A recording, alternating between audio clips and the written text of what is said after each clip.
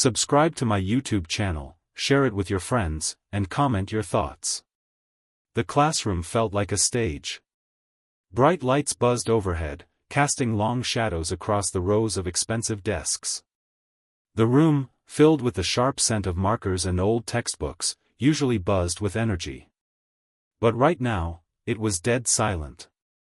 Maya Evans stood at the front, frozen like a statue. She clutched her niece's pink lunchbox tightly against her chest, the little cartoon unicorn smiling up at her. It felt ridiculous now, how small and out of place she must have looked among the polished students and the commanding figure of Mr. Harrison. Mr. Harrison was no ordinary teacher. He had graduated from an Ivy League university, had a stack of awards to his name, and had once even been invited to lecture at international conferences. His reputation was untouchable, his arrogance legendary.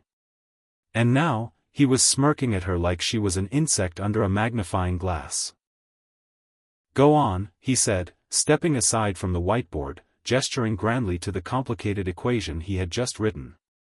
It stretched almost the entire width of the board, a mess of symbols, unknown variables, square roots, and fractions tangled together like a stubborn knot. Maya swallowed hard. She wasn't supposed to be here.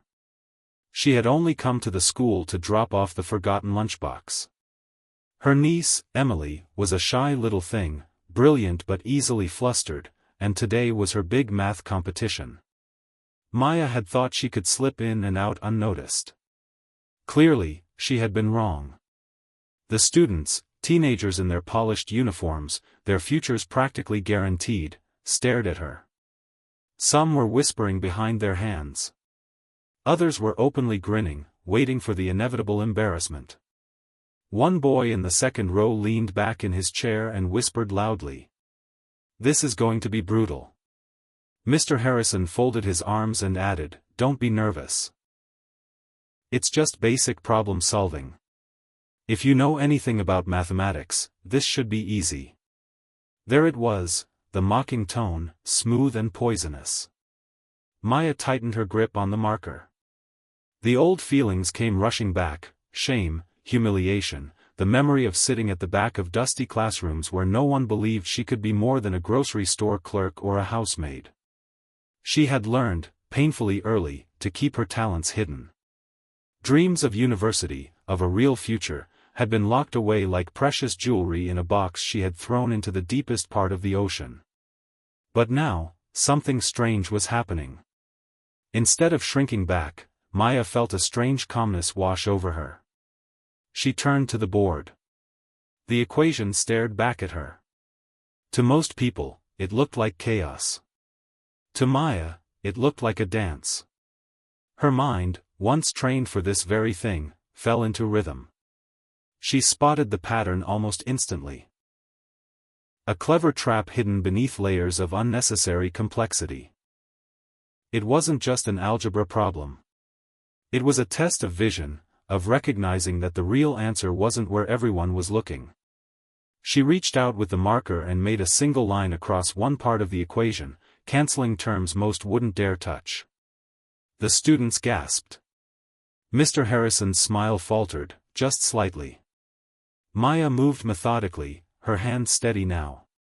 Each movement was like a piece sliding into place on a puzzle board. Simplify. Cancel. Group like terms. Recognize hidden structures. Where others would have gotten lost in the details, Maya saw the entire landscape. Minutes passed, though it felt like seconds. When she finally stepped back, the complicated mess had transformed into something shockingly simple. X equals 4. That was it. Clean. Elegant. Undeniable. The silence was deafening. One girl in the front row blinked in disbelief. A boy at the back muttered, "No way." Mr. Harrison's face turned an interesting shade of red. He walked briskly to the board, inspecting her work like he was hunting for mistakes. His eyes scanned line after line, his frown deepening. But there was nothing wrong. Nothing at all. Maya stood quietly, waiting. Inside, her heart hammered wildly, but on the outside, she looked calm, almost detached. Finally, Mr. Harrison turned back to the class. His voice was strained when he said, "Correct." A murmur spread through the students like wildfire. She got it? Seriously? That was insane. Maya offered a small, polite smile, gave a tiny nod toward the stunned Mr. Harrison, and turned to leave. She didn't say a word, she didn't need to. As she walked back down the narrow aisle between desks, she could feel hundreds of eyes following her. This time, there was no laughter. Only awe. Emily met her at the door, eyes wide with a mixture of shock and pride. "Auntie," she whispered, her voice trembling. "That was amazing."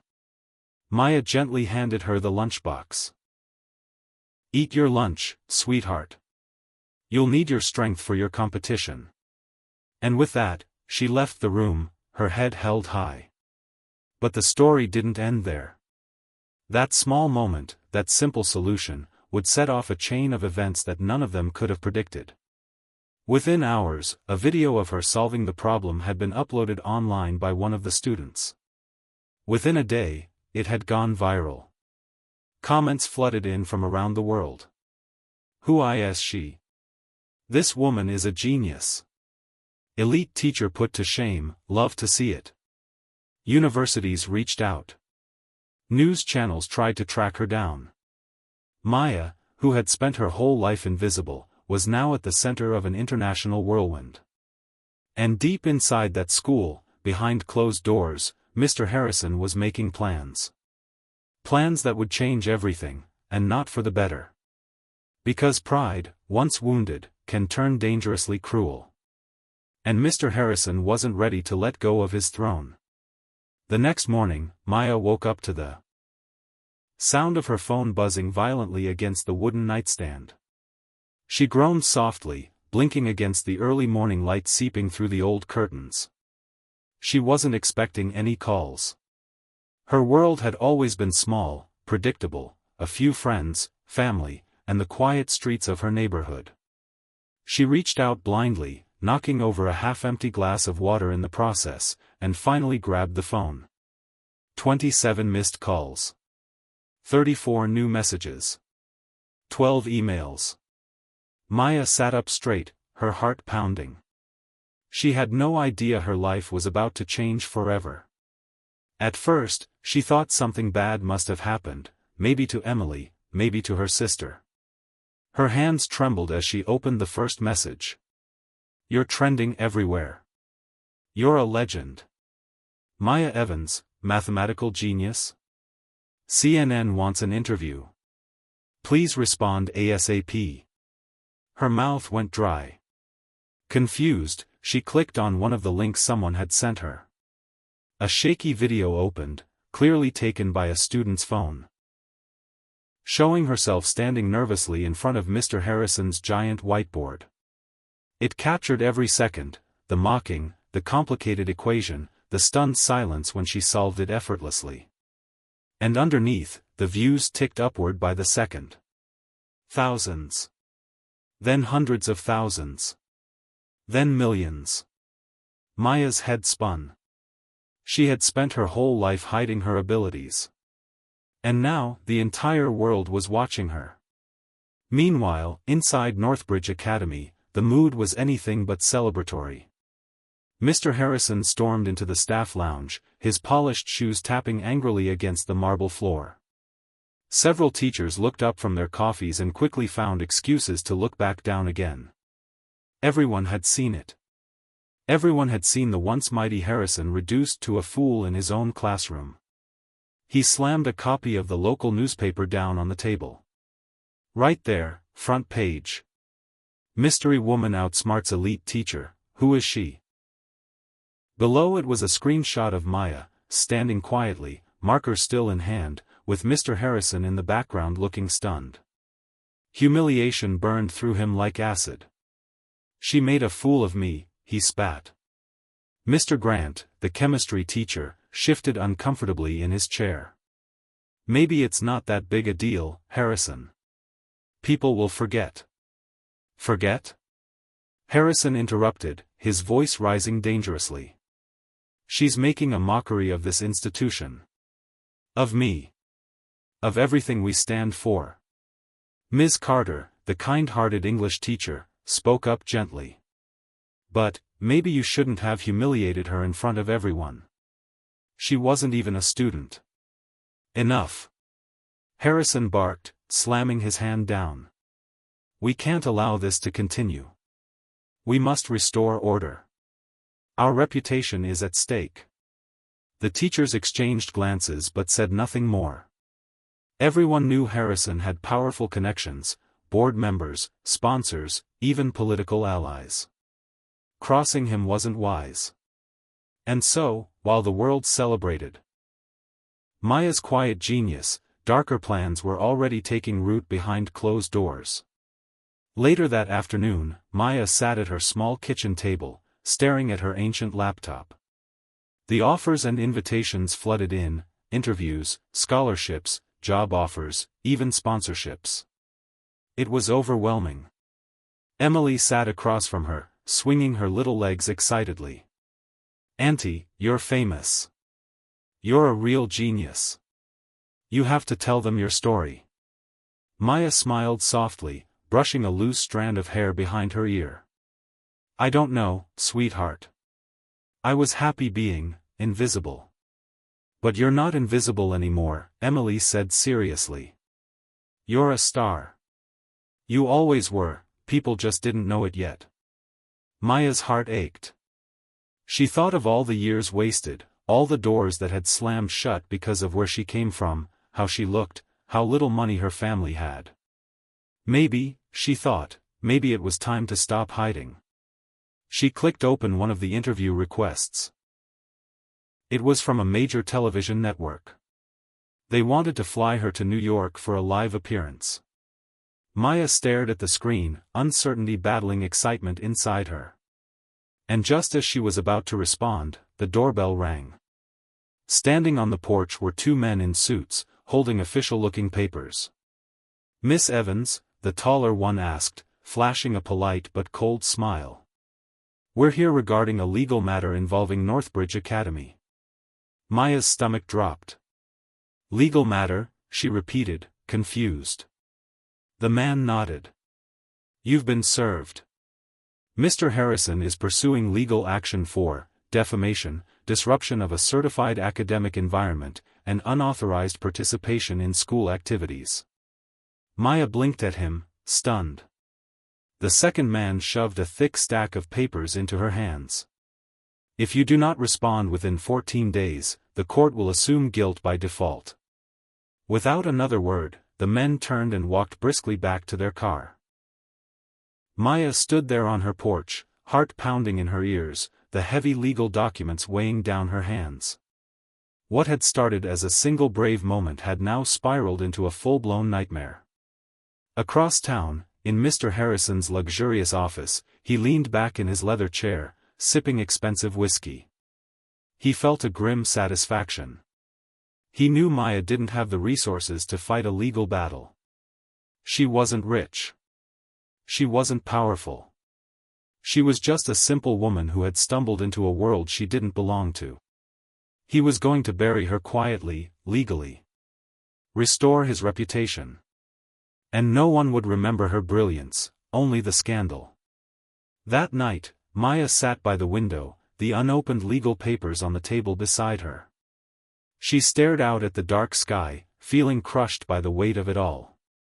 The phone kept buzzing with messages of love and support from strangers around the world, but none of it felt real. Fear gnawed at her. She thought about giving up. About disappearing again. About going back to the shadows. But then Emily came and curled up beside her, resting her tiny head against Maya's shoulder. You're not alone, Auntie, she whispered. We believe in you. Tears blurred Maya's vision. For the first time in her life, she realized, she wasn't fighting just for herself anymore. She was fighting for every person who had ever been told they were worthless. For every dream crushed by arrogance and cruelty. Maybe she wasn't rich. Maybe she didn't have connections. But she had something even stronger, the truth. And she wasn't going down without a fight. What Maya didn't know yet, sitting in her small house in the quiet suburbs, was that her quiet rebellion had caught the attention of someone very powerful. Someone who had once walked a similar path. Someone who had the resources, and the will, to change everything. The storm was only just beginning. And Maya Evans was about to discover just how powerful a simple woman could be. Maya Evans sat at her small kitchen table, staring at the unopened legal papers, the weight of the world pressing down on her chest. Outside, the sun had long set, casting long, dark shadows across the quiet street. The house was silent except for the occasional creak of the old wooden floorboards. Her niece Emily had fallen asleep on the couch, clutching a half-eaten chocolate bar, still wearing her school uniform. Maya sighed heavily, running her fingers through her messy hair. Her phone buzzed again for what felt like the 100th time that day. She picked it up without thinking. Another unknown number. Another message from someone she didn't know. "You're not alone. Help is coming." She frowned. Help? From who? Before she could think too much about it, her phone buzzed again, this time a call. The screen flashed, "Private number." Normally, she would have ignored it. But something deep inside, a strange instinct she couldn't explain, made her answer. "Hello?" Maya said cautiously. There was a brief silence on the other end. Then a warm, confident voice spoke. "Miss Evans, my name is Daniel Carter. I'm a lawyer. But more importantly, I'm someone who believes in people like you." Maya blinked, completely caught off guard. "A lawyer?" she repeated, almost suspicious. Daniel chuckled softly. "Yes. But don't worry. I'm not here to charge you. I saw what happened. I saw how you stood up to that man in that classroom. It reminded me of someone I used to be." Maya stayed silent, unsure what to say. "I know about the lawsuit," Daniel continued gently. "And I know they think they can crush you with their money and power. But they're wrong." Maya swallowed hard, emotions swirling inside her. Hope. Fear. Suspicion. Was this real? Or just another trick? "Why would you help me?" she finally whispered. There was a pause. Then Daniel's voice came back, soft but firm. "Because once, a long time ago, someone helped me when everyone else had given up on me. Now it's my turn. And because what you did, it matters." Tears welled up in Maya's eyes before she could stop them. I don't have money to pay you," she said brokenly. Daniel laughed again, a kind, easy sound. "I'm not asking for money. I'm asking for your courage. If you're willing to fight, I'll fight beside you." Maya closed her eyes tightly, feeling the dam inside her crack open. For so long, she had fought alone. Now, for the first time in her life, someone was offering to stand with her. "Okay," she whispered. "I'll fight." The next day, everything changed. Daniel Carter wasn't just any lawyer. He was one of the best civil rights attorneys in the country, famous for taking on impossible cases and winning them. And when news broke that he was representing Maya Evans pro bono, for free, the media exploded with new interest. Suddenly, the story wasn't just about a woman solving a math problem. It was about a battle between the powerful and the powerless. Between arrogance and quiet resilience. Meanwhile, at Northbridge Academy, Mr. Harrison was losing control. He paced furiously in his office, phone pressed to his ear. "What do you mean she has a top lawyer?" he barked. On the other end, the school's attorney sounded nervous. "We didn't anticipate outside support. We assumed she couldn't afford representation." "Well, you assumed wrong." Harrison snapped. He slammed the phone down and glared at the stack of newspapers piling up on his desk. More headlines. David versus Goliath, single woman takes on elite school.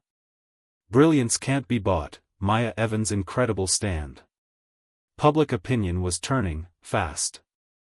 Parents were calling the school, demanding answers. Sponsors were reconsidering their donations. Even some board members were quietly questioning if Harrison was still an asset, or a liability. For the first time in his career, Mr. Harrison felt real fear. And in his fear, he became desperate. Back at Maya's house, Daniel sat across the kitchen table, papers spread out between them. He was younger than Maya had expected, maybe mid-30s, with sharp green eyes and an easy, confident smile. "Here's what they're accusing you of," he said, pointing at the legal document. "Defamation, saying you damaged their reputation. Disruption, claiming you interrupted an official school event. Unauthorized participation, basically, you being there at all." Maya nodded slowly, trying to absorb it all. "And here's why they're wrong," Daniel continued, his smile widening. "First, you were there lawfully, you were dropping off your niece's lunchbox. Second, you were invited to the board by Harrison himself, it's all on video. Third, you never made any false statements about them, again, the video shows the truth." Maya felt a flicker of hope. "We have the truth on our side, Maya. And believe me, that's more powerful than any amount of money." She smiled weakly, still overwhelmed, but stronger than before. "Okay," she whispered. "Let's do this." In the weeks that followed, the case captured the imagination of the world. News channels debated it. Social media exploded with hashtags like #StandWithMaya and #TruthOverPower. Letters poured into Maya's mailbox, messages of support, encouragement, and stories from people who had faced their own battles against unfairness. One letter stood out. It was handwritten, on expensive stationery. "Dear Maya. You don't know me. But I saw you. I saw your courage, your brilliance, your dignity. I once hid my talents too, believing I was not enough. Thank you for reminding me, and the world, that true genius shines brightest when it comes from the heart. If you ever need anything, my company's resources are at your disposal. Sincerely. Eleanor Grant, CEO, Grant Technologies." Maya stared at the letter, stunned. Grant Technologies was one of the largest tech companies in the world. Eleanor Grant was one of the most respected women in business. Help was coming from places Maya couldn't even have dreamed of. The night before the court hearing, Maya sat alone by the window again, watching the stars. She felt the fear creeping in, the doubts, the old voices telling her she wasn't good enough. But this time, she didn't let them win. This time, she thought of Emily's wide, admiring eyes. She thought of Daniel's unwavering belief. She thought of all the people who had written to her, who saw something in her she had almost forgotten existed. She wasn't just fighting for herself anymore. She was fighting for every person who had ever been overlooked, mocked, or silenced. She closed her eyes and whispered into the quiet night. "I'm ready." The morning of the hearing dawned cold and gray. Maya walked into the courthouse, her heart pounding in her chest, Daniel by her side. Reporters crowded outside, cameras flashing, microphones thrust forward. But Maya didn't flinch. She held her head high, walked through the crowd, and stepped into the courtroom. Mr. Harrison was already there, sitting stiffly beside a team of expensive-looking lawyers. When he saw her, a flicker of something, fear? Anger? Passed across his face. Maya took her seat calmly. The judge, a stern-looking woman with silver hair, entered. "All rise," the clerk called. The room stood. The battle was about to begin. And Maya Evans, the simple woman once mocked and dismissed, was ready. The heavy oak doors of the courtroom swung shut behind Maya Evans with a soft but ominous thud. For a moment, everything felt distant, like she was moving through water. The buzzing of reporters outside faded, replaced by the sharp, crisp sound of papers shuffling, the occasional cough, and the low murmur of lawyers preparing for battle. Maya sat at the front table beside Daniel Carter, her hands folded tightly on her lap to hide how badly they were trembling. Daniel leaned over and whispered, "You're doing great. Just breathe." Maya nodded, forcing a weak smile. Across the room, Mr. Harrison sat stiff and proud, flanked by two expensive lawyers in slick suits. His eyes met Maya's for a brief moment, cold, challenging, before he looked away as if she were beneath his notice. The judge, Honorable Margaret Reeves, adjusted her glasses and cleared her throat. "We are here today to hear the case of Northbridge Academy versus Miss Maya Evans," she announced. "Charges include defamation, disruption of a public event, and damages to reputation." Maya's stomach twisted. Judge Reeves continued, her voice sharp and commanding, "Mr. Langston, counsel for the plaintiff, you may begin." The taller of Harrison's lawyers, Mr. Langston, stood smoothly and walked to the center of the room. He smiled, the kind of smile that didn't reach his eyes. "Your Honor," he began, "this is a simple case. Miss Evans, by unlawfully inserting herself into a professional environment, disrupted an important academic competition and damaged the reputation of a prestigious institution." He turned and pointed at Maya. "She made a mockery of the school's values, undermined the authority of its educators, and publicly embarrassed respected professionals." Maya felt the weight of every eye in the courtroom. "She may appear to be an innocent woman," Langston continued, voice dripping with condescension. "But appearances can be deceiving."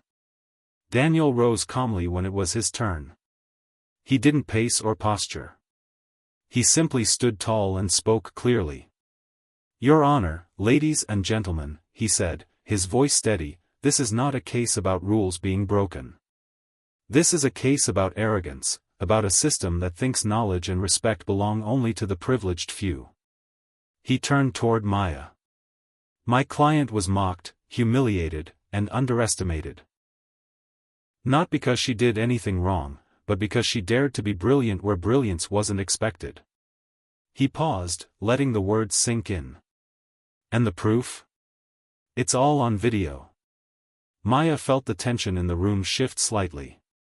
For the first time, she saw doubt flicker across some of the spectators' faces.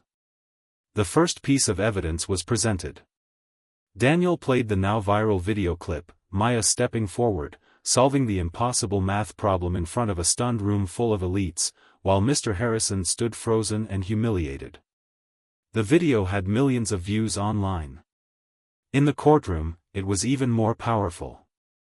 There was no sound except the scratch of a pen or the soft gasp from an older woman in the audience as Maya calmly wrote the final solution.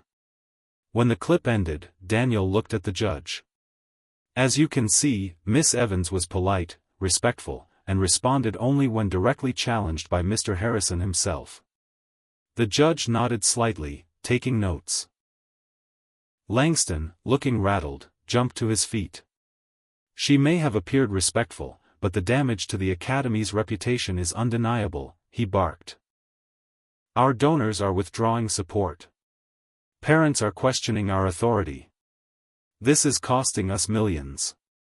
Daniel didn't flinch. "And whose fault is that?" he asked quietly. "Miss Evans? Or the man who mocked a citizen in front of dozens of witnesses and the world?" The courtroom grew very, very still. Later that afternoon, witnesses were called. First, the janitor, Mr. Cooper, testified. He was nervous but honest. "I saw the whole thing," he said. "She didn't mean no harm. She just answered the question better than anyone else could." Next, one of the students, a girl named Hannah Kim, spoke up. "She was amazing," Hannah said, glowing. "She made me realize that smart people don't have to look a certain way. That, maybe I could be smart too." Maya blinked back sudden tears. That simple statement, "maybe I could be smart too," meant more than anything Mr. Harrison could ever say. The defense was building momentum. But then came Harrison's turn to testify. He walked to the stand confidently, adjusting his expensive tie. Under oath, he tried to paint a different story. "She interrupted a private event," he said smoothly. "She humiliated my staff. She created chaos." Daniel stood to cross-examine. "Mr. Harrison," he began calmly, "can you explain why you challenged Miss Evans publicly?" Harrison shifted uncomfortably. I thought it would be a simple matter." "A simple matter," Daniel repeated. "Meaning you thought she would fail?" Harrison hesitated. "Yes," he admitted. "And when she didn't fail? When she succeeded in solving a problem even your top students couldn't solve?" Harrison's face flushed red. Daniel pressed harder. "Isn't it true, Mr. Harrison, that you became embarrassed? That your reaction was not about Miss Evans breaking rules, but about your own pride being hurt?" There was a heavy silence. Finally, Harrison snapped, "Maybe I made a mistake, but that doesn't excuse her behavior." Daniel nodded thoughtfully. "No further questions," he said, returning to his seat. After the testimonies ended, Judge Reeves ordered both parties to submit final statements. The court would reconvene in 2 days for her decision. As Maya and Daniel packed their files, Daniel leaned close. "You did incredible today," he said warmly. Maya smiled, exhaustion and adrenaline battling inside her. "Thank you," she whispered. "I couldn't have done it without you." He shook his head. "You always had it inside you, Maya. I just helped you bring it out." Outside the courthouse, a crowd had gathered. Reporters shouted questions. Supporters held signs. "We believe in Maya. Truth matters. Genius has no class." Maya felt overwhelmed by the attention, but she waved shyly at the crowd, feeling their energy lifting her up. Among them, she noticed a familiar face. Eleanor Grant, the powerful CEO who had written her that kind letter, was standing there, smiling. She walked up and extended her hand. "You're inspiring the world, Maya," Eleanor said warmly. Maya shook her hand, still stunned. I'm just trying to stand up for what's right," she said softly. "That's exactly why you're winning," Eleanor said. And somehow, Maya believed it. That night, Maya and Daniel sat on the back porch of her small house, sipping hot tea under a sky full of stars. Daniel leaned back, looking thoughtful. "You know," he said, "win or lose, you've already made history." Maya smiled sadly. "But I want to win." He nodded. "So do I." They sat in comfortable silence for a while. Finally, Daniel said, "There's something else. Something I found out today." Maya turned to him, curious. "What?" He hesitated. "There's a bigger reason Harrison wanted to shut you down so badly." "What do you mean?" Daniel pulled out a folder and handed it to her. Maya opened it, and gasped. Inside were pages of documents. Evidence that Northbridge Academy had been faking academic competition results for years, boosting their students' performances artificially to maintain their elite image. "They were terrified," Daniel said quietly, "because if someone like you could outperform their best, publicly, it would unravel the whole lie they've built." Maya's hands shook as she held the proof. This changes everything," she whispered. Daniel nodded. "And tomorrow, we reveal it all."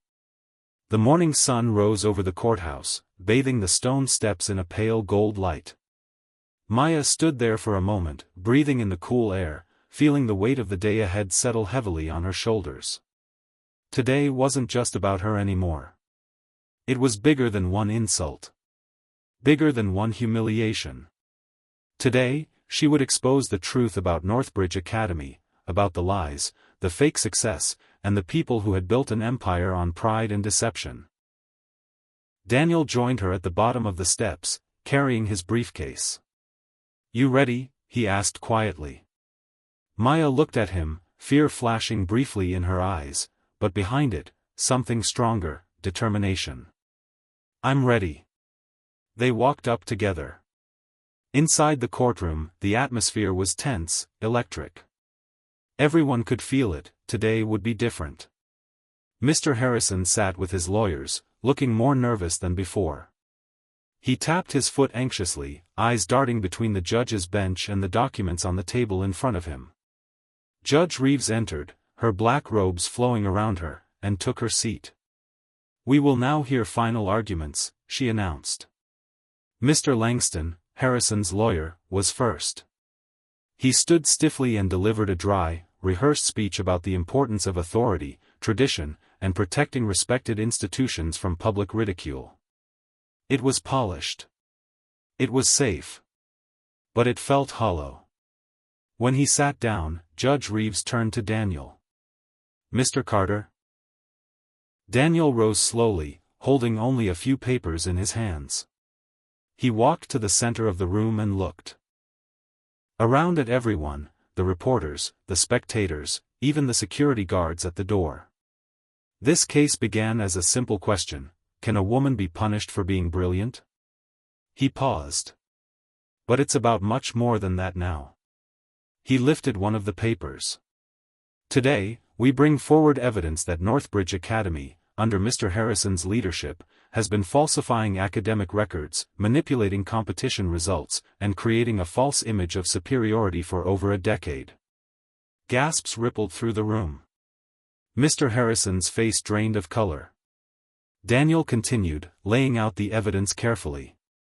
Forged test results. Bribed judges.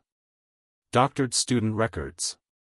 All tied back to the top administrators, including Harrison himself. "The truth is," Daniel said, voice ringing out strong and clear.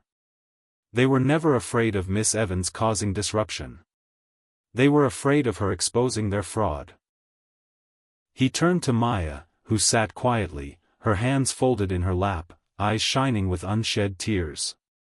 "They underestimated her once. They thought because she looked simple, she was simple. They were wrong." Daniel faced the judge. "And now the world knows it." Mr. Langston jumped to his feet. "Objection. This evidence is irrelevant to the charges." Judge Reeves silenced him with a sharp glance. "I'll be the judge of relevance, Mr. Langston." She turned back to Daniel.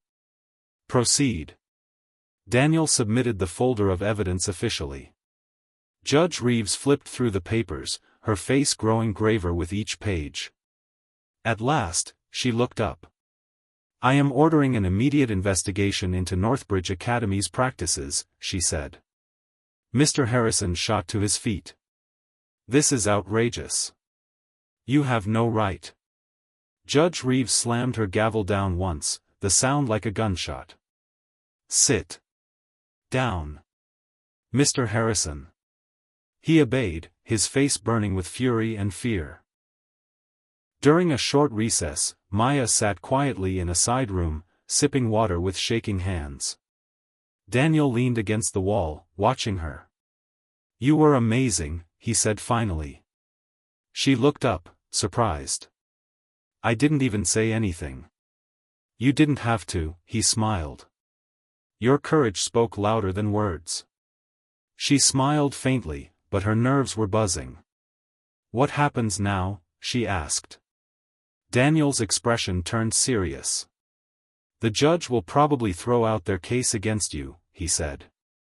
"But, the Academy's leadership? They're in real trouble now." He paused. "And Harrison? He might lose everything." Maya thought about that. About how one man's arrogance had tried to crush her, and how now, the truth was setting her free. She felt a strange mixture of sadness and satisfaction.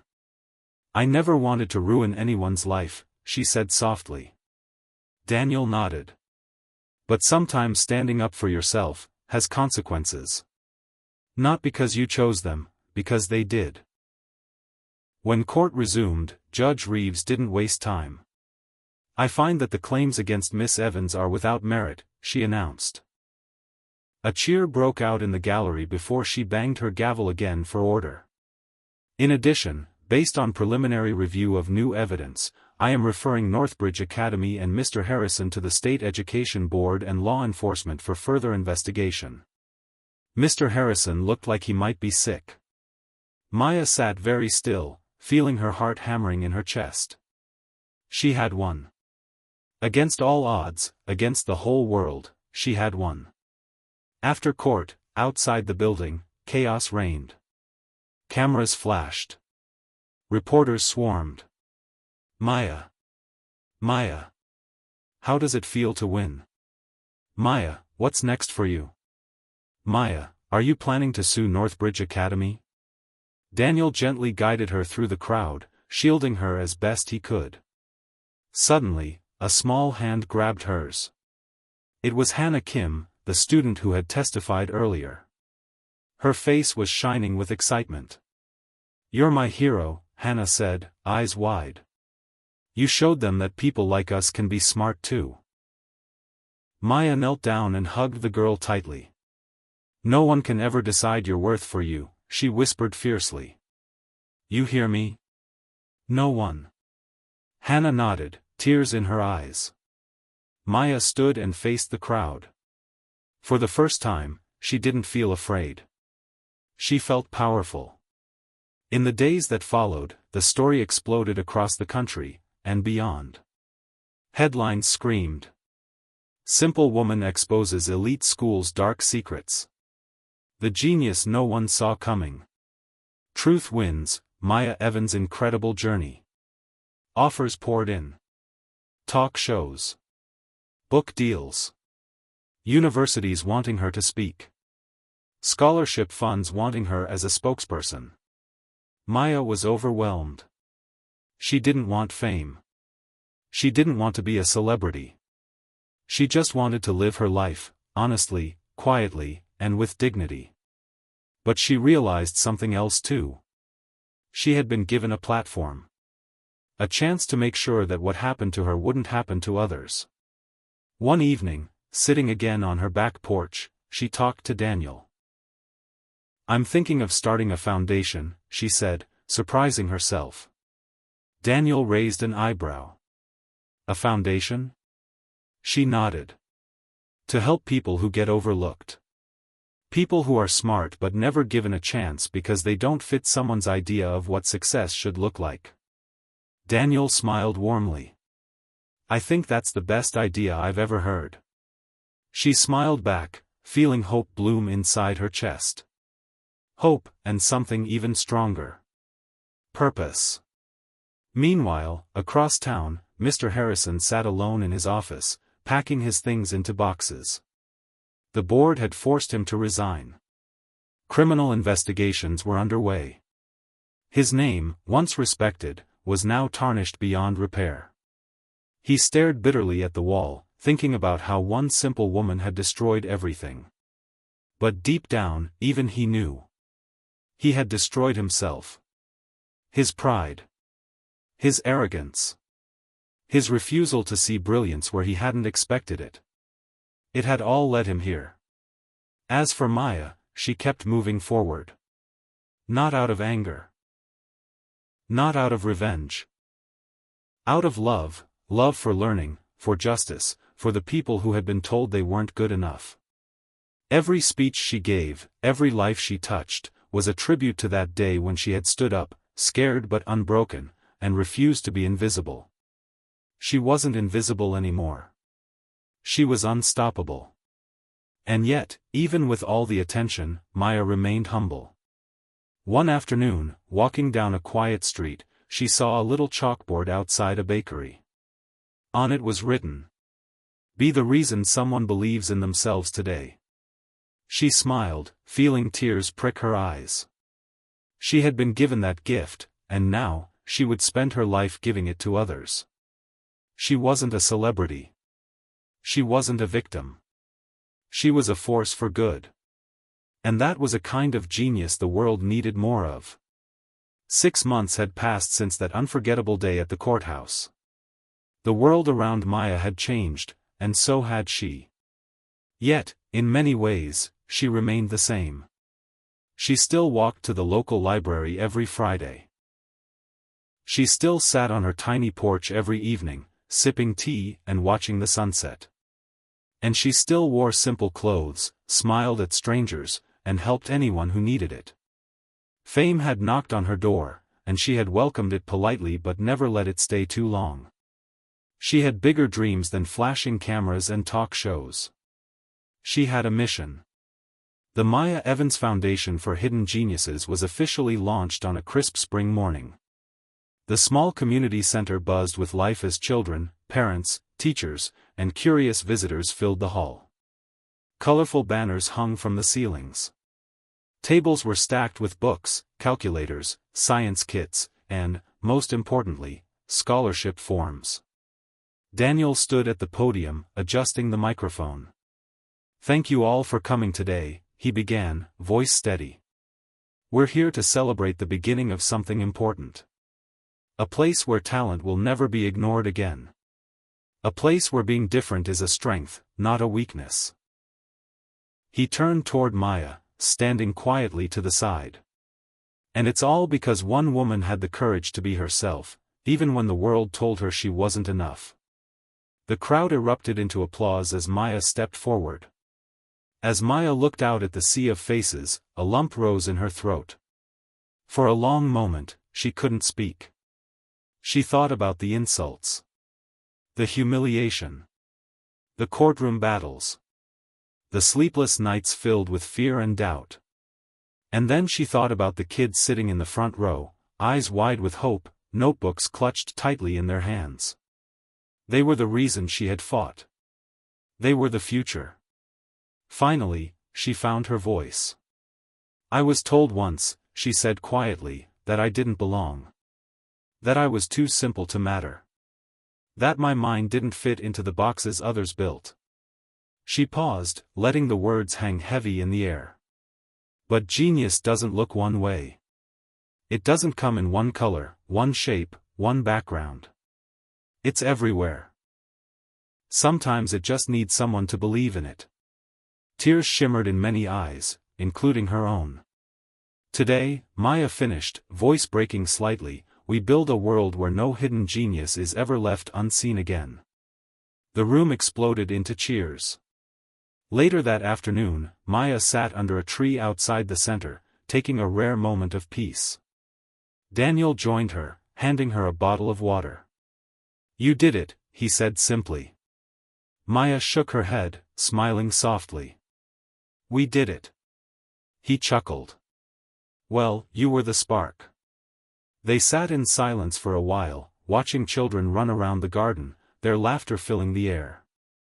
It was everything Maya had ever dreamed of, and more. Meanwhile, across town, a very different scene unfolded. Mr. Harrison sat in a cramped office above a small tutoring center. After the investigations, after the lawsuits, after losing everything, he had been reduced to teaching basic math to high school students for minimum wage.